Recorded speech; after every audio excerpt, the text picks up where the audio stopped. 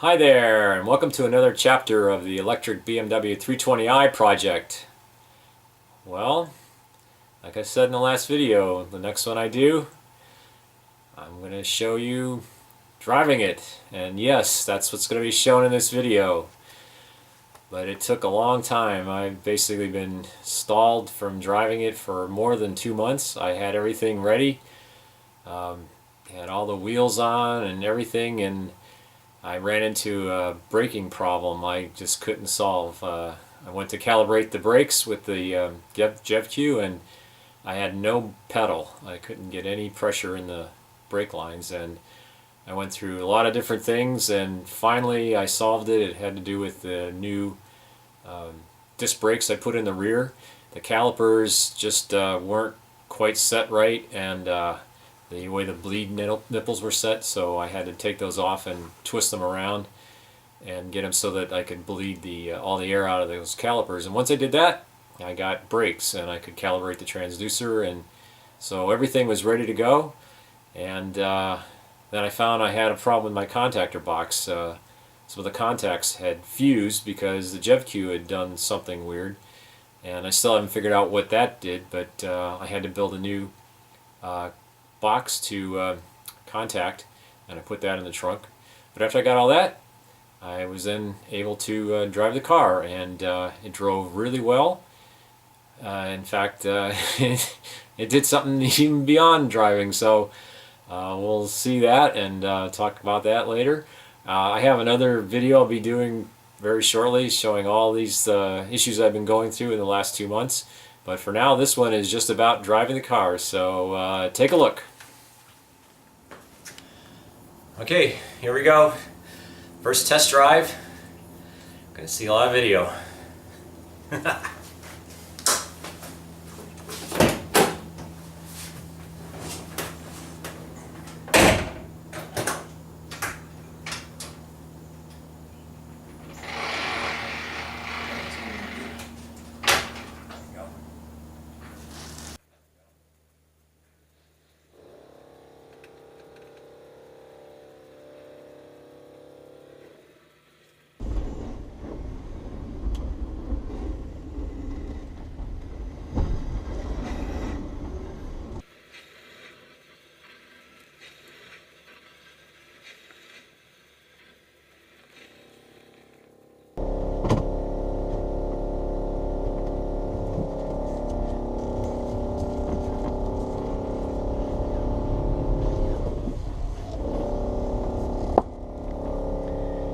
Go rearrange the cameras.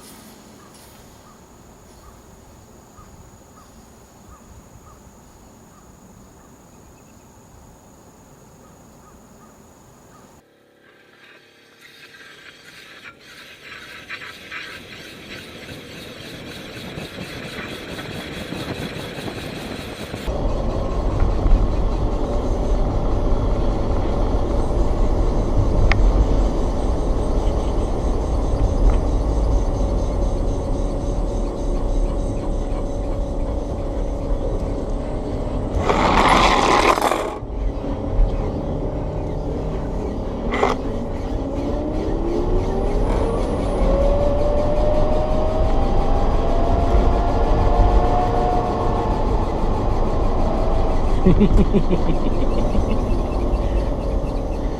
right.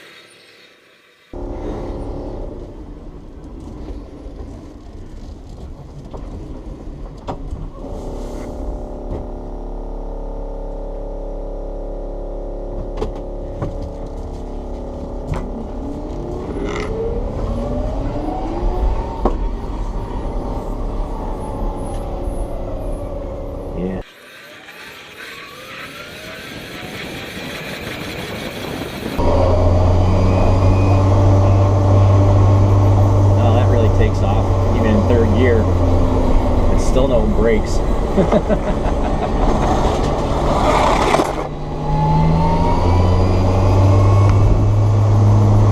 thing I forgot was get the tablet to see what the RPMs are.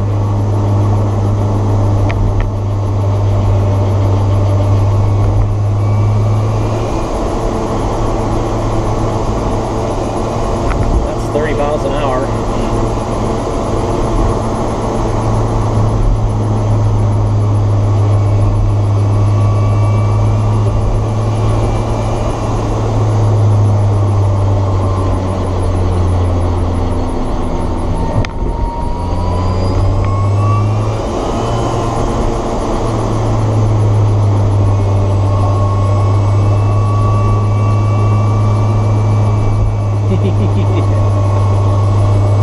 Wow.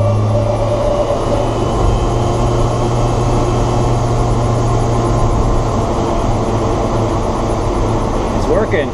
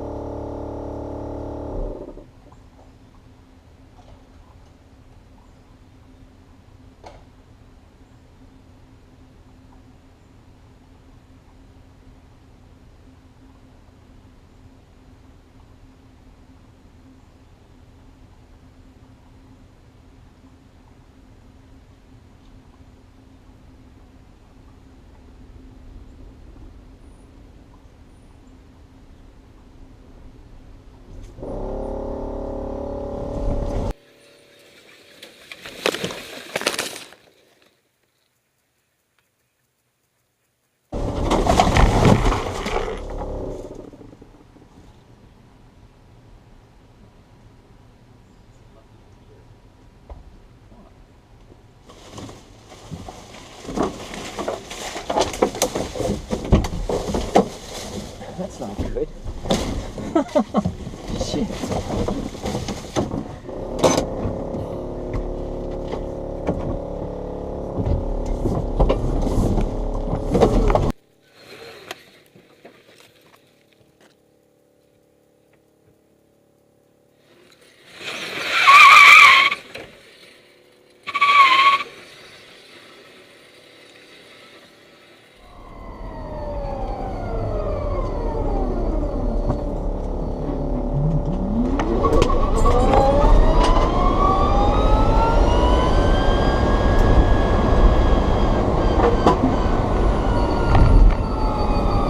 I think that's enough fun for one day. Especially with crashing into the woods.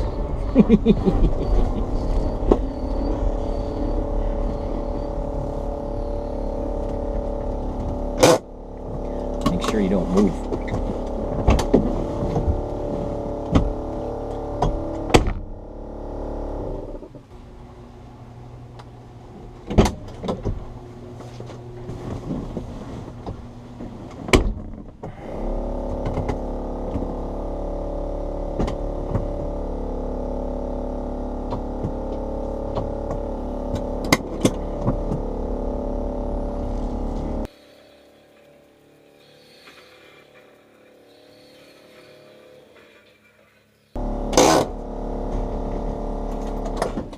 Alright, let's check out all batteries and see how everybody's doing.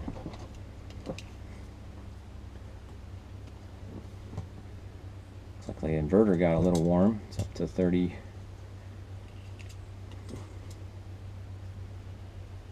30th fan probably didn't kick in. Battery's still good.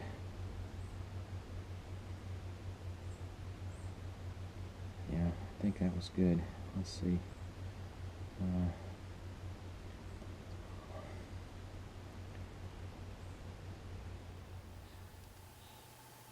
Well, that was pretty crazy, crashing into the woods, car driving itself.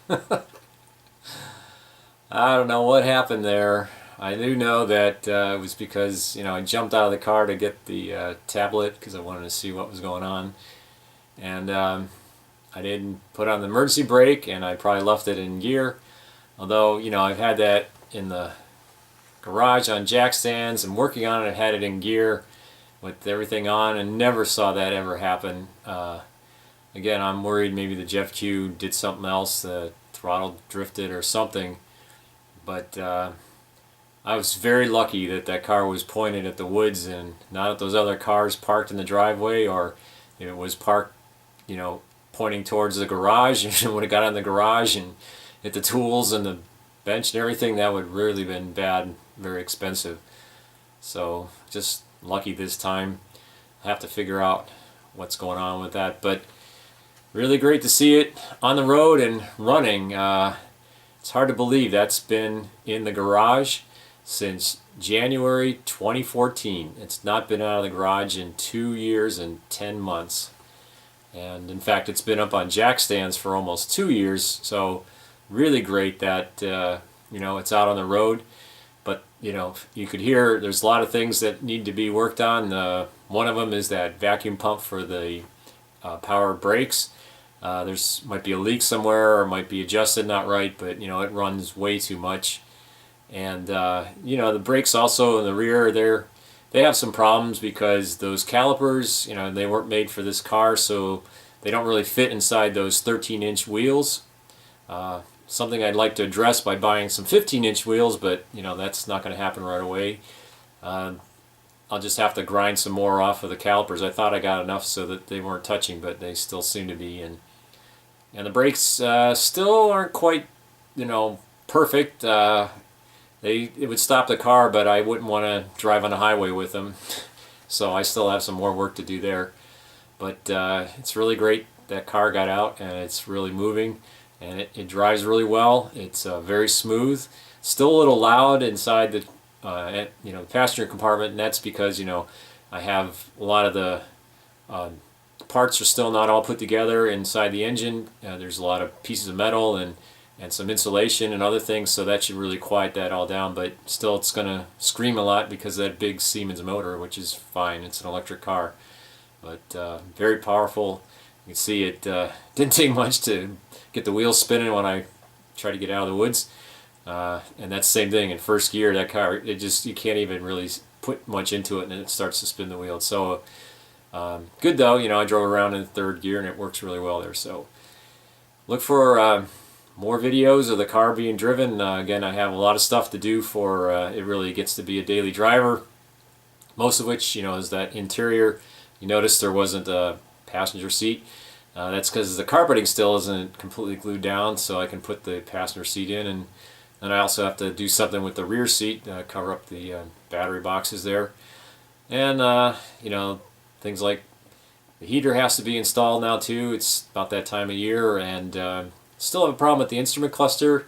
It's not working. I mean, I don't get any signals into it, and it was, as I've shown in several videos in the past, working on the bench, that thing was marvelous. I had everything working, the tach, all the temperature, the fuel gauge, the digital readout.